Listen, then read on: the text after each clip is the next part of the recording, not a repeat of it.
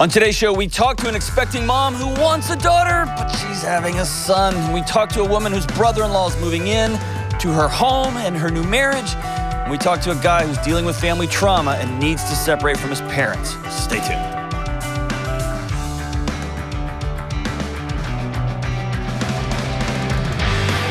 Happy New Year's! What's up? This is John with the Dr. John Delony Show. It's 2022. And what's so weird is we may already be dead, but we've recorded this show, and it's out into the ether. Whatever is going to happen at the end of 21 has already happened by the time this is out. I don't know if that's weird, but if you're on psychedelics right now, this just got to be an incredibly dope show. But for probably most of you aren't. Most of you are like getting your kids ready for school or whatever, because we're just not that cool of a show. So I'm so glad you're with us. If you want to be on the show, we talk about mental health, relationships, about dealing with trauma, about what in the world's going on with school and politics, just whatever's going on in the madness in your universe. We're here to walk alongside you. I'd love you to be on the show. JohnDelony.com/ask. Fill out the form. It goes to Kelly. She decides if you can be on the show or not. And you can give us a shout. If you want to call, leave a message, old school 1985 style, 1-844-693-3291. That's 1-844-693-3291. Happy New Year's, James. Happy New Year, John. That sounded like you meant it. I did. As much as I can mean it for the fact that it's not even December yet when we're recording. So crazy. We're speaking into the future. Mary, did you get everything you wanted for Christmas?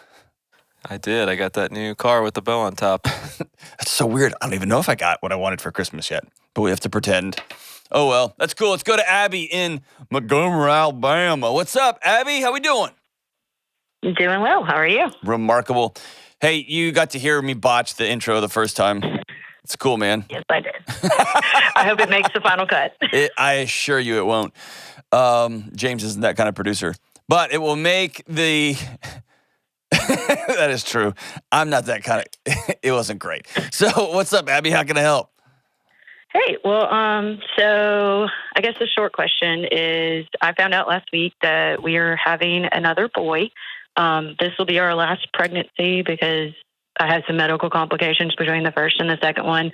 And I was just kind of wondering how to process the fact that I'm not going to have a girl and all that entails. I'm really excited about another boy. I'm much better at being a boy mom than I feel like I would be a girl mom.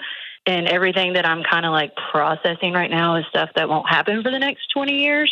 But it kind of hit me hard like last week when, I guess because I didn't know that I wanted a girl. But then again, like I'm really happy that I have a boy too. So yeah. How many kids do you have? Through that. Well, number I one. have one that just turned 4. Did you get one that just turned 4 and then this is number 2? Yep, I'm 18 weeks along. So can we just celebrate for a second? Way to go. Congratulations. Absolutely. I said, way to go. Yeah, I mean, that's awesome. This was a miracle baby for sure because we had a lot of medical complications in between the first and the second one. So. Very cool. And so when I hear people say, I wish I had a girl, and it's a 20-year thought, the idea being daughters take care of their parents better than sons do. Is that your thinking? Yes. So well, I'm one of 4. I have 2 brothers and one sister, and without a doubt, yes. All right. I have some thoughts on that, but we'll say that for a second. Let me write a note to myself. So how much of this, like what's in your soul right now, is pregnancy related versus gender related? And here's what I mean by that. I haven't not met a woman yet, and I know they exist, and so don't be mean to me on the internet, women. But most of the women, all the women I've met, even if they've got kid 5, kid 7, whatever, the day they decide this is it, is hard. It's a hard season. Or is this this is all about, I wish I had a daughter? I'm going to go with probably just wish I had a daughter. I am, in my friend group, we joke that I'm the least maternal person in the group. Like most moms are like, oh, I don't want my babies to leave. And I'm like, I'm training these kids to go out like bye. So I think it's just the fact that I love you're training the one that's not even born yet. You're like, already. Well, I mean, I love it. what I it love is. it. Yes, it's just. All right, so I will say I can't speak into this directly because I've never been pregnant. What I can speak into is this. I did have a picture of what my family would look like. And I don't even know where that picture came from. It's probably one of the pictures I was born into, which is my culture said this is about how many kids you should have. And by the way, weirdly, this is what they should look like. Nobody ever said this is what your kids should look like, but there's just enough pictures about kids that I just start to think this is what they should look like. And then there was pictures in my head of like me and my girlfriend at the time and now wife, or other girlfriends I had, or my parents, or brothers and sisters. Like, we just talked about it. The family I have now looks very different than the ones that were in my pictures, that were in the stories. Mm-hmm. And it sounds like a weird thing, a weird word, but I'm just taking it back. You got to just grieve what you thought was going to happen and what you hoped for was going to happen, and that didn't happen, right? Right. And then most stop there. I'm just going to wallow in it. And I know there are moms, bajillions of them, and dads who blame their kid. Let them know, I always wanted a girl, or you were the accident, or you were the whatever. My little brother still refers to himself as the great accident, right? I'm the mistake. So, I mean, I can feel that. There's 17 years between me and my oldest brother. I see, and I hate that. That's in your soul. You know what I mean? And it is. Yeah. They told you that. And you can do math. You know how math works. It's mostly my siblings telling me than my mom and dad, though. Exactly. Siblings are brutal. All I have to say is this. I want to give you permission to go, I want a girl. And I'm not going to have one. I'm not going to have old dresses. I'm not going to have pigtails. I'm not going to whatever. Like whatever the thing is. Unless your boys have pigtails, unless your boys wear dresses, and that's another call for another show. But like, I'm not going to have that. I'm not going to have when they get older. I'm going to have to deal with my boys and whatever. I want you to grieve that, okay? You have permission to sit down and be sad about that. Not forever, not where it's debilitating, but sit down and own that. That could look like you writing a letter to yourself or to the daughter you're not going to have, or to your future, whatever that looks like. However you need to grieve that, I want you just to take some time and own it. What does your husband think? Did he want a daughter too? He wanted a daughter from the first baby. So he's always wanted a girl, but our families pretty much just have boys. So, it wasn't surprising, but it was just kind of hit me all at once. Like all these things down the road that are just like not going to happen. And so do it with him. I worry about being clingy to like when they finally do leave and not being a good mother-in-law when they get married and things like that. So okay, so I want you and your husband to agree that together.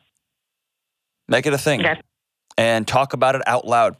The secret that you wished that your son had been his daughter will haunt him. Don't do that to him. Speak it. Okay. Let it out. By not speaking it, we think we're hiding it and we're getting away with it, and we're not. Then the second thing is this. Raise your boys to be hospitable and to love their parents and to be people of character and to notice things and to take care. You have an opportunity to train them into what love looks like demonstrably. And you have one of my wife's grand plans is to teach our son how to pick a spouse that like is good, is a good person. Like she's got a picture in her head where she and her daughter-in-law are friends. They're connected at they get along. They are a part of the same gang. And I think those conversations start early. With how do you pick girlfriends and how do you pick, how do you pick somebody that you're romantically interested in? How do you do all that? You get to speak into that. And the meta here for me is this. You're worrying about stuff that's not going to happen for decades. I know. Is that just you, how you roll? Yes. Okay. That is 100% me. Like, one small thing happens and my brain's, 10, 20, 30 years down the road going, oh, man. You're going to miss out on a lot of life living like that. Yeah. And so can I offer you one more piece of wisdom? Mm-hmm. You get to choose. This sounds crazy. You get to choose your thoughts. You get to choose them. Now, we don't get to choose the lightning bolts, the ones that pop in our head, the one that's, we're not going to have a daughter, and then it pops in, oh my gosh, I'm going to be taken care of when I'm old by two idiot boys. You can't stop that one. The next thought is on you. The Right. next thought to go, oh my gosh, then what's going to happen? And then I need to start planning for this. All of that is you. It's a choice. And it's something that we practice. And over time, those default settings, the down the spirals, the 20 years, oh my gosh, what's going to happen? All of that stuff, you practice, you choose. I'm not going to go down that road anymore. I'm not going to try to control 20 years from now. I'm going to make good choices today. I'm going to follow the process. And then in 20 years, I'm going to deal with what's going on in 20 years. I'm going to save my money today. I'm going to teach my boys how to love. I'm going to show them how to love. I'm going to show them via loving their dad.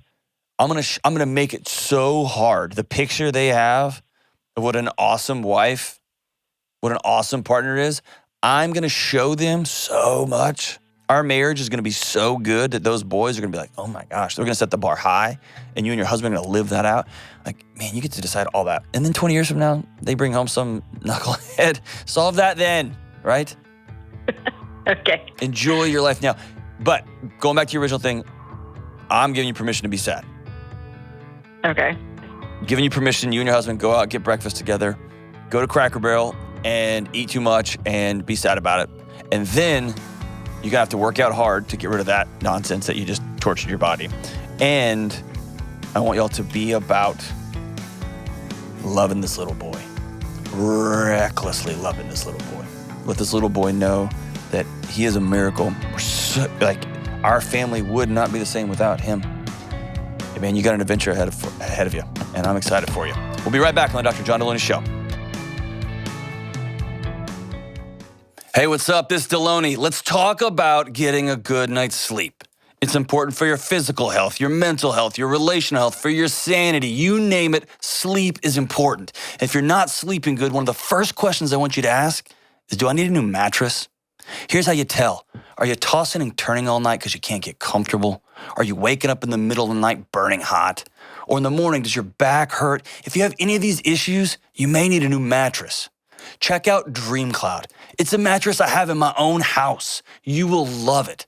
And they're currently running their biggest offer of all time. $400 in accessories plus an additional $250 discount only for Delony listeners. That's a total of $650 in accessories and savings. Visit dreamcloudsleep.com/Delony or dreamcloudsleep.com and enter promo code Delony to get a new mattress shipped to your house today, and you can enjoy $650 in savings. That's dreamcloudsleep.com, promo code DELONY. All right, we are back. We're staying in Alabama. Let's go to Tiffany in Huntsville. Hey, what's up, Tiffany?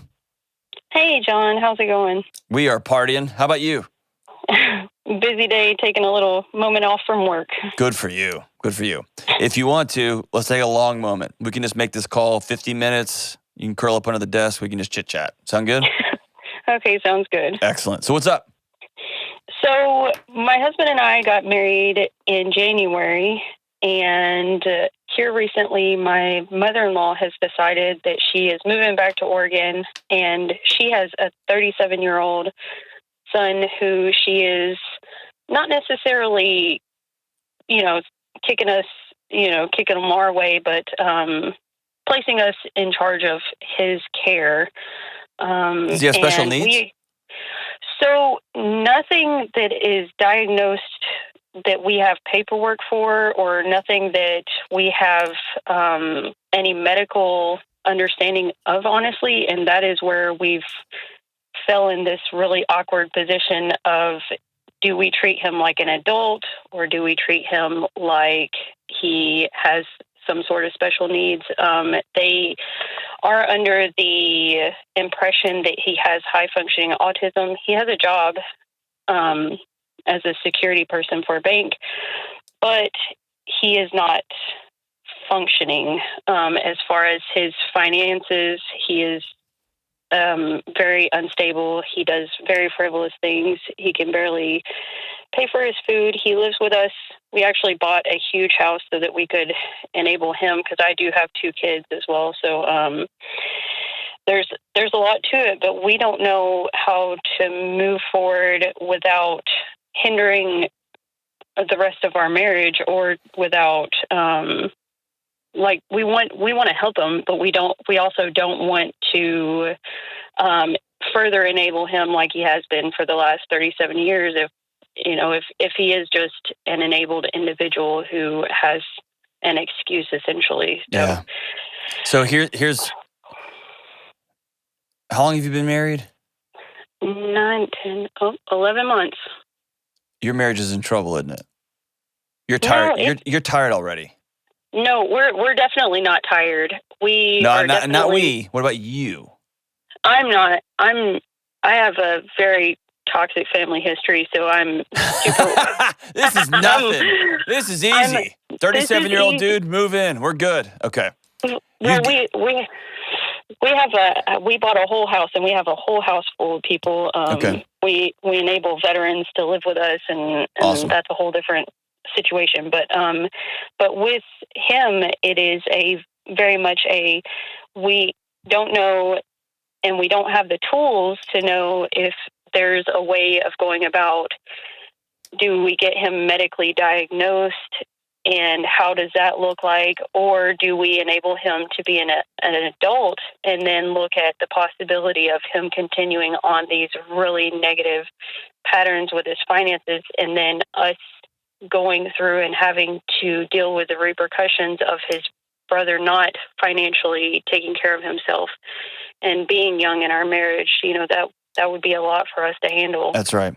So whether he has special needs or not, you and your husband have to decide we are not going to participate in him living a less than life. Right. And his parents, his mom, his dad, whoever, has facilitated in him either not getting the care that he needs to be successful, the accommodations, the mental health care, the physical therapy, the training that he needs, or, which I think is borderline abusive, or they have just allowed a child to morph and slovenly grow into a 37-year-old dependent. Right. Either way, you'll have to decide we're out of that game. So that's where it becomes really difficult on us, because his mom is... So, hey, here's the deal. It's not difficult. Okay. It's not difficult. Okay, got it. It's hard, but it's not difficult. Right. Okay? Mom's out of the picture now. She doesn't get a vote. She doesn't get a choice. She's moving. Right. So her influence here is over completely. Okay. Done. And if she's giving money, I'd give her money back. It's not worth it. You moved. You dropped your 37-year-old challenge on us. Fine. You're done. We are people who practice hospitality as a way of life. That's who you and your husband are. You serve veterans. You serve those in your community. You got your own kids. Great. Mom's out. And she can kick and scream. And your husband needs to suck it up and have a hard conversation with mom. My guess is he doesn't have that conversation. We recently over the weekend had a conversation with her that it's either one path or the other. He's either disabled and we're going to take guardianship over him. Yep. And that's going to be the end, because he's reached a point that he's morbidly obese, and he's using his depression to enable him further and doing death threats towards his mom. And she had a child commit suicide 10 years ago. So she's already in a very difficult spot, which makes it harder for us to be the hard love in the family. But Listen, somebody has to stop the madness. And I know. it sounds like it was a trauma-filled home. Is that fair? Yes, Your definitely. husband grew up in hell, really, right? Yes. Yeah. And there's probably all kinds of physical and psychological things going on with brother. Yes. What y'all can do is you can't save him. He's got to have to make some choices at some point. What you can do is put him in a position to be successful. And that starts exactly the conversation you had. And y'all had the initial one, and now you're going to have putting your foot down one. Either we are going to become guardians of somebody with an adult with special needs. We're going to get all the resources that we need along those lines. We're going to get him the health care that he needs that you, Mom, have not gotten him for 37 freaking years. For whatever reason. I don't blame her. I don't know what her world was like. Who knows? What we're dealing with is today. And he's going to have to be a part of some solutions. What he has to understand is sitting at home and just continuing to slowly take his own life is not an option. Right. And that might mean that he packs up and leaves y'all. And you'll have to be prepared for that. But he's a 37-year-old man. We would be okay with that. Oh, thank God. That'd be great. Yeah. Yeah. Our fear with that is that, he has had his own house or his own apartment for a stint, and she just came over and did his laundry, and she made sure his bills were paid. Dude, if he were to leave the house at this point, then we would be concerned that he wouldn't make those things happen because he has a massive internet addiction as well. That, of course. I mean, he spent over $30,000 in the last year just on things that he shouldn't be, and we're at a loss. Here's the thing. He is in the ocean, waving his arm for help, and the people who love him just keep putting their foot on his head. Right. And that just gets to stop with y'all. Okay. You have to know, taking a 37-year-old who has been babied in this way or neglected in this way, either one of those two things, is going to be incredibly hard to change. Agreed. Yeah. Real hard. And you throw in major depression, you throw in internet addiction, you throw in loneliness, you throw in mom's enabling nonsense, you throw in obesity. You're talking the comorbid effects here are powerful, exponential. They're hard. And it's a long haul.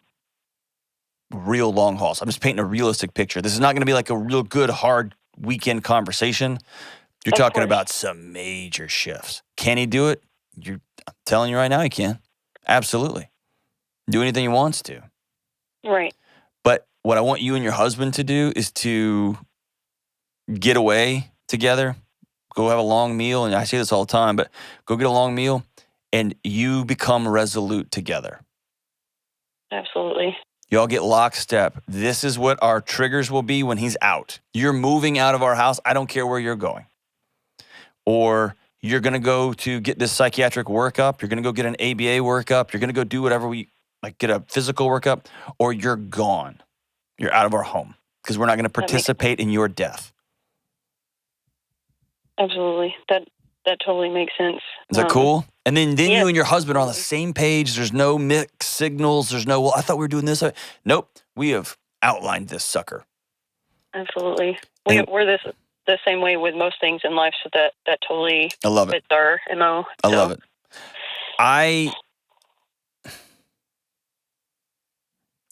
Just the gross abuse that's been done to this man sucks. We just don't want to continue on the same road for the next 40 years of our life. Absolutely, yeah, of course. And hey, how old are your kids? They're 6 and 8. They're going to watch every second of this. Absolutely. Every second. And by the way, did you grow up in a hard home too? Yes, absolutely. You and your husband got your own trauma work that y'all got to deal with. Is that fair? Oh, yes. Will you commit to that? Well, I have. I mean, we're both veterans, so we're both in therapy, so we're good. But you're committed to it? Absolutely. So good. So good. Can I just back out 30,000 feet and just look at you in the eyes, even though we're on the internets here, I'm talking on the phone, and just tell you I'm grateful for you? Well, thank you. Our community needs more people like you in it. Thank you. I appreciate that. And finding that balance between hospitality and enabling is hard. That's a hard line to walk. When do you give somebody a meal and when do you give somebody a kick in the booty and say, go get them, right? That's hard.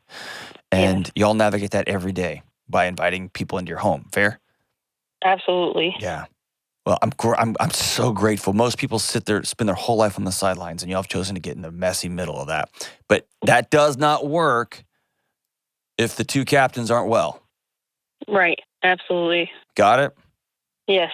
You're going to love this knuckleheaded husband of yours till the wheels fall off? Yes. You're going to dedicate y'all's lives to each other? Absolutely. And you're going to not lose intimacy because your house is loud and crazy? God, no. Yes! I love it. I love no. No. No. And you're going to love those two little ones? Absolutely. And you're not going to let that 37-year-old just die? No, we're not. Good.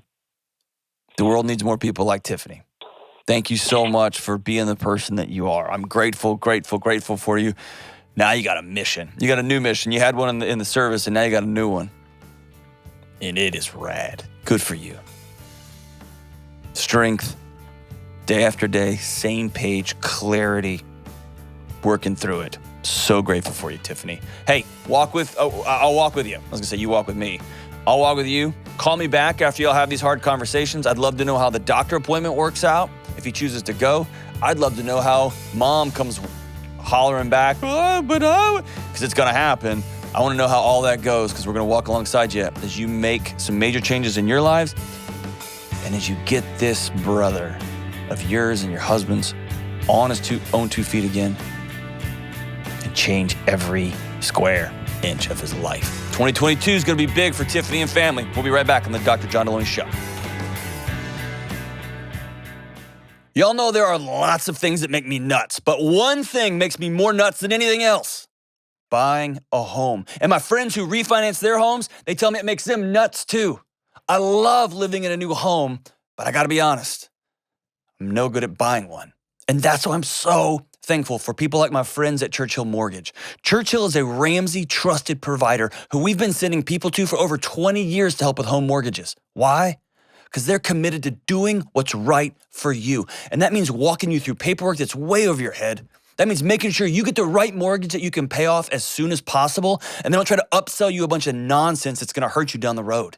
And most importantly, when you're making this big life change, you can actually breathe, because you got an expert and a team who have your back. Listen, if you're about to buy a home and make a big change, save yourself the headache and call Churchill Mortgage today at 888-LOAN-200. Trust me, that's 888-LOAN-200.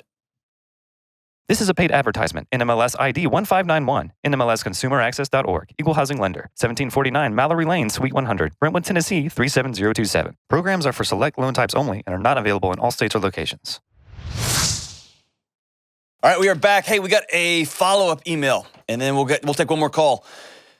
This email is from Angela, and she was on the show March 31st, 2021, show number 91. And here's what she writes. I called a while back about my 12-year-old daughter in competitive gymnastics. You asked me to contact you and let you know how things went, so I'm doing just that. And if you remember, I want you to go back and listen to that call, March 31st, 2021, episode 91. Parents were wondering, how hard do we push our kids in athletics? We don't want them to grow up to be quitters or to be wimps or whatever, but we also don't want to be those parents. Like, how do we find that balance? She writes, it's been quite a few months since our conversation and things have changed around here. First thing that happened is my husband and I backed way off. We decided to take things one day at a time and not bring up gymnastics at all to our daughter. It's her sport and her story, so she could bring it up to us. We would not bring it up to her. What happened was amazing. She started talking. She told us about the joy and struggles gymnastics gave her. We talked about what she wants from this sport. She came up with a plan and a goal, and we are along for the ride. She decided to go from 4 days, which was 16 to 20 hours a week in the gym, to 3 days, 12 to 14 hours in the gym per week. She accepted the invitation to join the new junior high accelerated math program and took an elective called social awareness. What? Math and social awareness? You're raising a laser. Social awareness has been an amazing opportunity for my little planner. The class allows for the students to see things in school, in the community, even in the country that they would like to change and have an impact on and make it happen. She came up with ideas, plans, and executes them. And so far, the class has held a hurricane relief supply drive, planned a trick-or-treat for the kindergarten class, helped read with second graders, and have many more plans in the works. They are doing amazing things. I wish they offered the class all year long. She's happy and talks all the time about what's going on in her life and what she wants to do and how she's feeling. She's the only seventh grader I know that openly hugs her mom in front of the whole cafeteria before heading off to class for the day.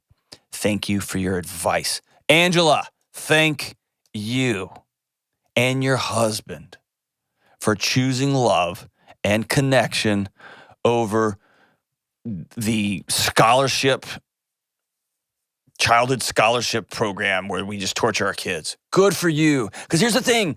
We create this false dichotomy where either I've got to dominate and crush and disappoint on our kids through athletics, or they're going to turn into this slovenly, wimpy, character-free knuckleheads.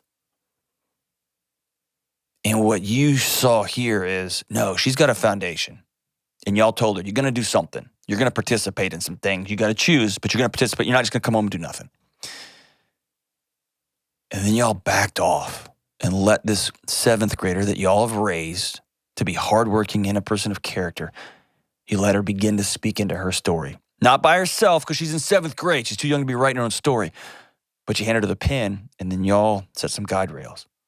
And wouldn't you know it, she joined the accelerated math program. Gosh, I would have tried to join that program and they would have said, here's a fun game, get out. And she's serving her community. She's still working hard in physical activity. Good for you guys, good for you guys, good for you guys. And the most important thing here is you'll have created an environment where she trusts you and she's talking to you. And when she does something dumb, which she will do, you are going to be the first person she thinks to contact. You're creating a system of trust in your home. Good for you, good for you. Good for you. And for everybody out there, I'm all about athletics. I make my kids have to participate. They have to move their body. That's a part of life. I think competition teaches incredible lessons. It's a gift. They got to work hard. They have to work as a team. They got to see that you put in the work today for results tomorrow. All that's important. And I'm not living vicariously through my kid. Their victory is not my victory. Their loss is not my loss. It's both and. It's both and. All right, let's take one more call. Let's go to Eli in Albany, New York. What's up, Eli? Dr. D, thank you for taking my call. I appreciate it. You got it, brother. What's up, man? It's an honor to talk to you. Thank you. It's an honor to talk to you. I was afraid this was going to be Eli Manning. He's always trying to call in to get on the show. And I'm not going to talk to another former quarterback for the NFL. I can't let it go. Thank God it's not. It's you, Eli. So cool. What's up? Well, I'm trying to decide whether I should split talking to my parents. All right, so tell me about it. Well, so my parents moved out of the area from where I live a while ago, and we've had a pretty turbulent relationship, through my teen years and what does that growing up. What does that mean? Well, my parents split when I was a young teen. My father he had a hard time. He was bipolar, I think. I mean, he was never diagnosed, but he was physically and verbally abusive. And so they separated. And then I tried to form a relationship with my dad while they were separated. When I moved out and started my life, they wound up getting back together. I was the youngest of three biological. And they moved away. And it was always a little bit strange. It was a little bit off. My parents tend to really kind of talk about themselves and what's going on with themselves. And we're never really too concerned about what's going on with us. And a couple of years ago, I have some adopted brothers, and one of my brothers passed away. And when we went to go see him, my parents were acting a little strange about it, and they wound up getting arrested for the wrongful death of my brother, and they wound up going to jail while the court case was going on. And I wrote a couple letters, but I never mailed them. Yeah. It was just so much. It was so much. When I spoke to my dad, he wasn't honest about what had happened. So I didn't know what to do. I wrote some letters. I never mailed them. They wrote some letters to me. I never opened them. I still just have them put away. And when they came out of jail, they wound up settling and doing, parole and all this stuff. But it was what was fractured got even worse. They kind of felt betrayed by me. And so now my older two siblings don't speak to them at all, and have no problem with it. And I just feel so guilty, like I want to try and honor my parents. And I know you say always choose guilt over resentment. Yeah. Or choose That's right. But, That's right. Every time I tried setting boundaries, like, look, let's not talk about my siblings. I'm calling you because I want you to have a relationship with me and my children. But they don't have a relationship with my children. I tried putting them on the phone to talk to my children, and they didn't really care to. My mom still says my youngest daughter's name improperly. And How old are you, brother? I am 41. Did your parents kill your younger brother? I believe that they were older and neglect, that they made mistakes. That was what it wound up selling. All of your language, brother, somehow, some way, you became the person who apologizes for your parents.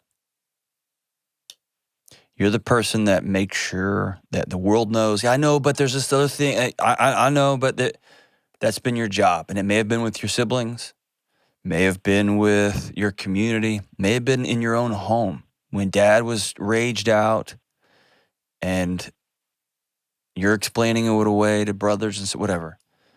I need you to hear me say, Eli, it's not your job. The stories that you're born into some hard stories about what love looks like, about what parents are supposed to look like, about what blame and connection looks like, all those things. And you were told some crappy stories too, about what you were worth, what your job was, all that stuff. And somehow happens to all of us, the stories you were born into, the stories you were told have become the stories you tell yourself. This is my job. I've got to do this. I've got to do this. I have to do that. And Eli, let me free you from it, brother. It's not your job. What I want you to do is to live in the reality that your parents, they weren't who you needed them to be. Can you own that? Yes. Can you say that? I want you to say that out loud. My parents weren't what I needed them to be. And they continue to not be what I need them to be. And they continue to not be what I need them to be. And I need you to sit in that for a minute, because that is reality. That's reality. They don't care to even learn your daughter's name. They got out of jail after neglectfully contributing to the death of one of your brothers and blamed you for your attitude.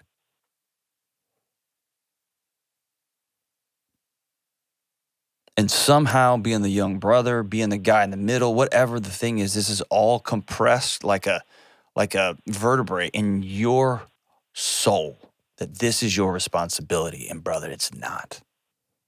Tell me about your kids. I have 4 amazing kids. How old are they? My oldest, 12, 10, 8, and 6. Dude, incredible, man.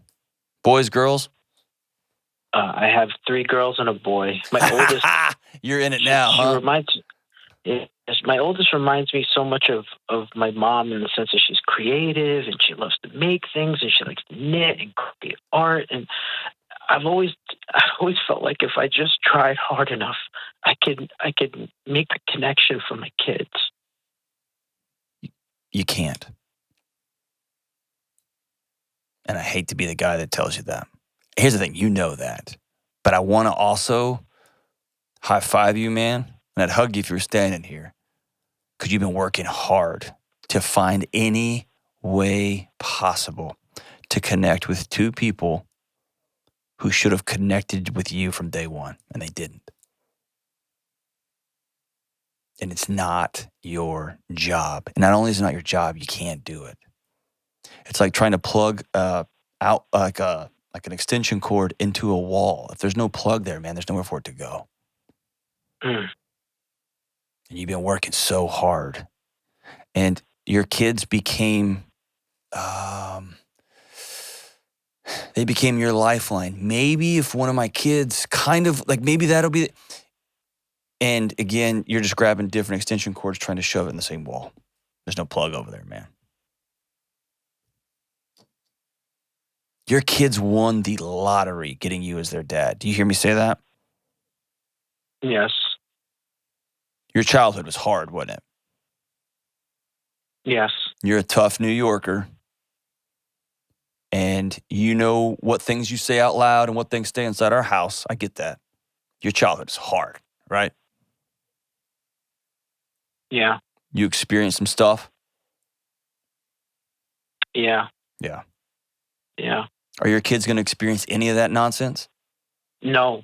We have a happy home. I have a wonderful wife, a great church community. I've had people step in to be the older people who are like grandparents. Yes. Now Yeah. you got one last person. Eli.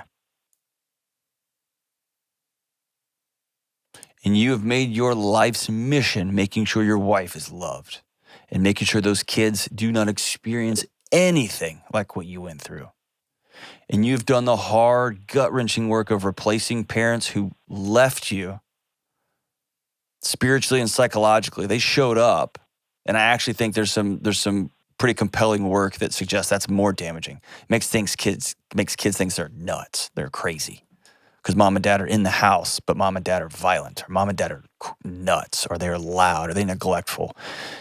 And it's easier if a kid just, if someone's separate sometimes. That's a whole other call, though. You've made everybody else a priority, my brother, and that is noble and good and right. The last person you got to deal with is Eli. Mm-hmm. Is that guy worthy of love? Yes.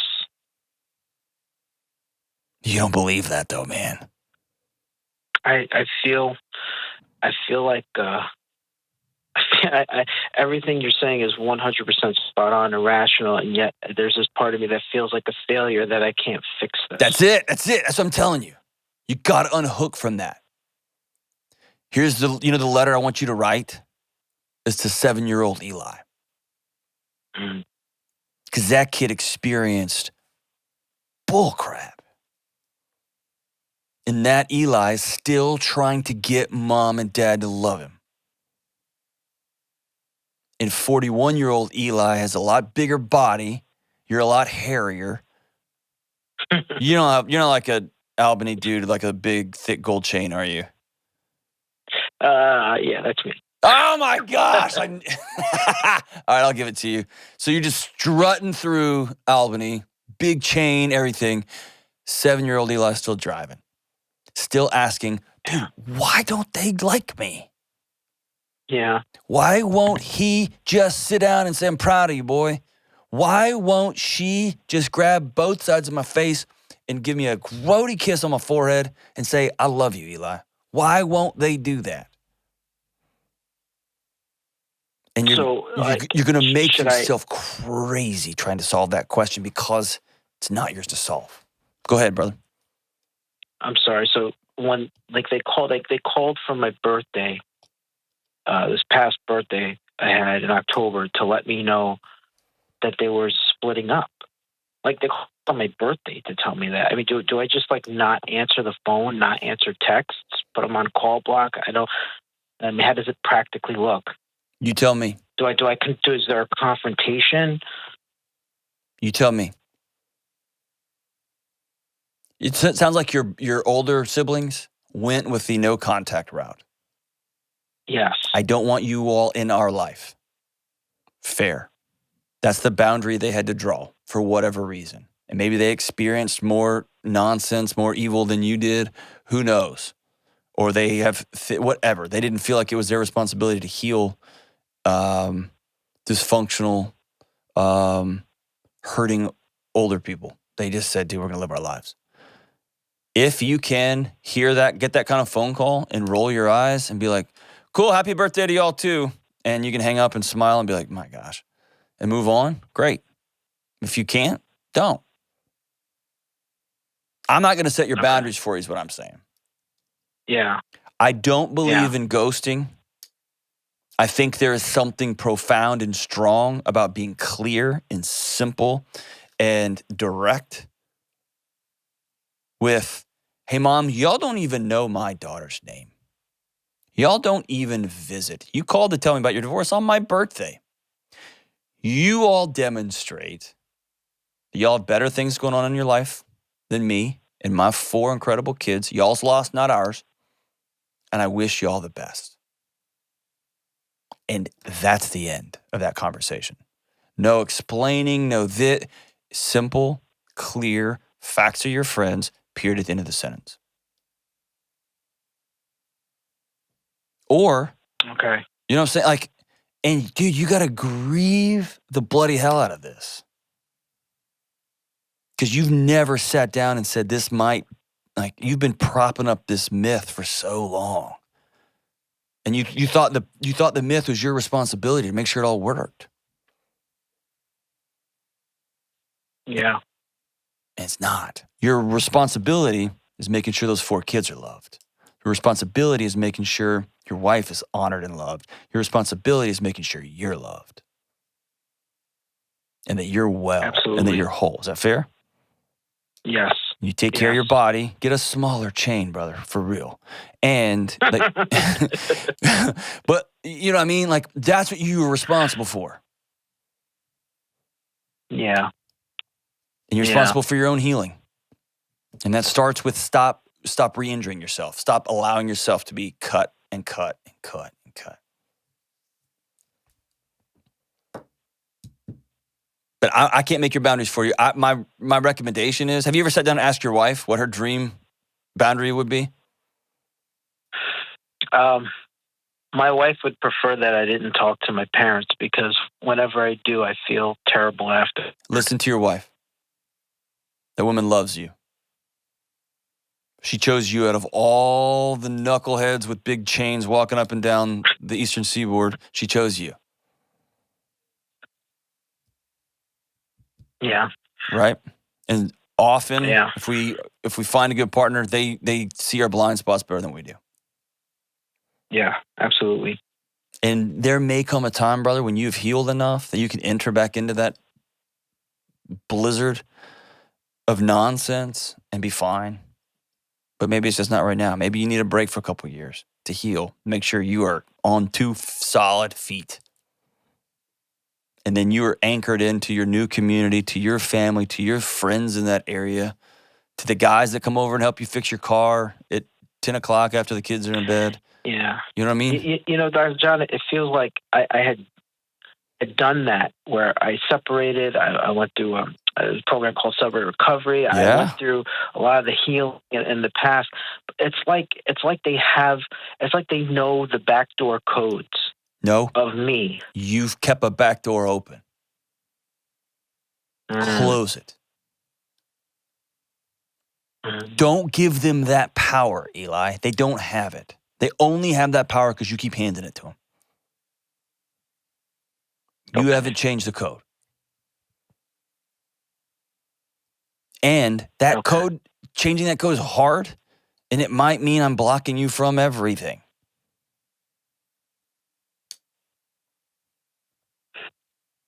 Or it might mean, like, you know what I mean? I don't have this, if you don't have this, it can look any number of ways. But you just keep one line in the water just in case they bite. Just in case that one day they're going to call and be like, what have we done? We want to meet our 4 miraculous grandkids.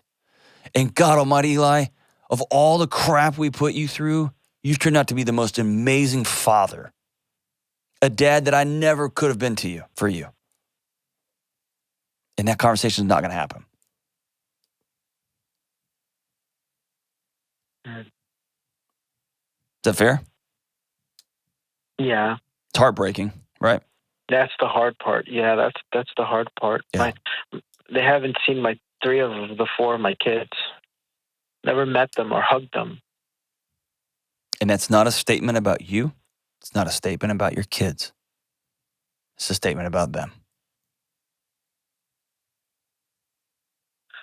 They treated 7-year-old Eli that way because something was going on inside of them, not inside of Eli.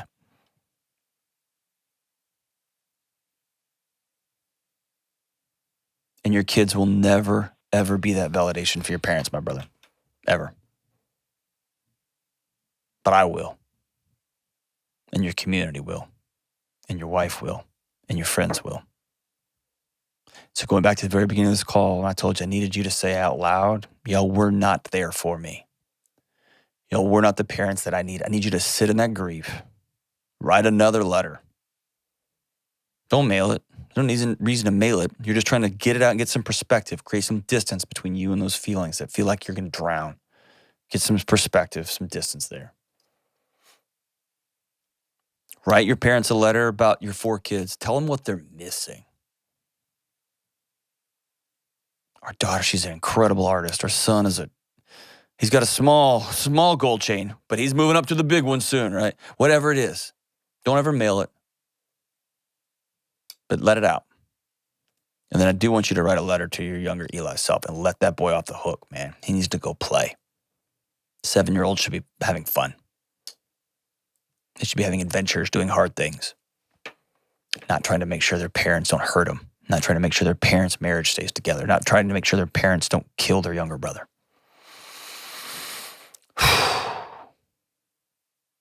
Maybe one of the braver calls I've received in a long time, Eli. Thank you so much for having the courage to call. I'm grateful for you, my brother. So grateful. All right, man, as we wrap up today's show, let's see here. Kelly's out. Jenna is running the phones. And I said, Jenna, you get to pick the song today. And this is what she brought me. Taylor Swift song, From the Vault, All Too Well. 10-minute version. Taylor's version, From the Vault. And it's 117 pages long. Buckle up, audience. We're going through the whole thing. Nice try. Nice try, Jenna. Taylor, who's our neighbor, she lives right over here. She writes, I walked to the door with you. The air was cold, but something about it felt like home somehow. And I left my scarf there at your sister's house. Oh my gosh. Is this one of those about the boy? I'd hate to be this boy. And you've still got it in your drawer even now. Oh, your sweet disposition and my wide-eyed gaze were singing in the car, getting lost upstate, autumn leaves falling down like pieces into place. And I can picture it after all these days. Dude, she's such a good writer. She's a poet. She's so good. And I know it's long gone. The magic's not here no more. And I might be okay, but I'm not fine at all. That's a great line. She's so good. Because there we are again on that little town street. You almost ran the red because you were looking over at me. When did my hair? I was there, remembered all too well. Photo album on the counter, your cheeks were turning red. Used to be a little kid with glasses in a twin-sized bed and your mother telling stories about you on the t-ball team. You taught me about your past, thinking your future was me. And you were tossing the car keys. Can we say the F word here? I don't think we can say that on this show. Forget the patriarchy. Wah, wah. Keychain on the ground. We were always skipping town. And I was thinking on the drive down, anytime now, he's going to say, it's love. You never called it what it was till we were dead and gone and buried. Checked the pulse and came back swearing it's the same after 3 months in the grave. And then you wondered where it went to you as I reached for you, but all I felt was shame, and you held my lifeless frame. And I know it's long gone and there was nothing else I could do, and I forget about you long enough to forget why I needed to. She's incredible. Because there we are again in the middle of the night. Why were we singing Motley Crue songs during Ballad Bands, James? We should have been covering Taylor Swift. This is poetry. That would have been our whole set. The whole set would have been this one song. We're dancing around the kitchen, the refrigerator light down the stairs. I was there. I remember it all too well. And there we are again, where nobody had to know. You kept me like a secret, but I kept you like an oath. Oh my gosh, what a line. You kept me like a secret, but I kept you like an oath. She should have been a songwriter for Pantera. Song prayer, sacred prayer, and we'd swear to remember it all too well. Well, maybe we got lost in translation. Maybe I asked for too much, but maybe this thing was a masterpiece till you tore it all up. Running scared, I was there, I remembered all too well. You call me up again just to break me like a promise. Oh my gosh. So casually cruel in the name of being honest, I'm a crumpled up piece of paper lying here because I remember it all. They say all's well that ends well, but I'm in a new hell every time you double cross my mind. Gosh. You said if we had been closer in age, maybe it would have been fine, and that made me want to die. The idea you had of me, who was she? A never needy, ever lovely jewel that whose shine reflects on you? Man. Not weeping in a party bathroom, some actress asking me what happened. You. That's what happened. You who charmed my dad with self-effacing jokes, sipping coffee like you're on a late night show. Oh my gosh. No wonder she sold 100 billion records. She's so good. Like, I'm in the story now. Now I gotta see how this thing ends. And then he watched me watch the front door all night, willing you to come. And he said, it's supposed to be fun turning 21. Oh my gosh. Now Dad's in on it. Time won't fly. It's like I'm paralyzed by it. I'd like to be my old self again, but I'm still trying to find it. After plaid shirt days and nights, when you made me your own, now you mail back my things and I walk home alone. But you keep my old scarf from that very first week because it reminds you of innocence and it smells like me. My dude, there's so many one-liners here. This is like a year's worth of tweets. It's like an Eminem, telling rap you, battle man. in a pop song, yeah. You can't get rid of it because you remember it all too well. Because there we are again, when I loved you so, back before you lost the one real thing you've ever known. It was rare. I was there. I remember it all too well. Wind in my hair. You were there. You remember it all. Down the stairs. You were there. I wonder what happened down the stairs. I think we know. You remember it all. It was rare. I was there. I remember it all too well. And I was never good at telling jokes, but the punchline goes, I'll get older, but your lovers stay my age. Matthew McConaughey, shout out. Dang. But when your Brooklyn broke my skin and bones, I'm a soldier who's returning half her weight. And did the twin flame bruise paint you blue just between us? Did the love affair maim you too? Because in the city's barren cold, I still remember the first fall of snow and how it glistened as it fell. I remember it all too well. Just between us, did the love affair maim you all too well? Just between us, do you remember it all too well? Just between us, I remember it all too well. It was rare. You remember it. Wind in my hair. I was there. I was there. Sacred prayer. I was there. It was rare. You remember it. You've gone this far, you may as well repeat all the refrain. Can't do all the repeats, but Jenna, I was doing this to clown you, man. I feel like a changed man. Best song ever. This is like a novel. This is like, oh my gosh. Taylor, I know you're a huge fan of the show, and I know you stuck around to the end of this one. Well done on this song. 100 million people can't be wrong. Wow. See you soon on the Dr. John Delony Show.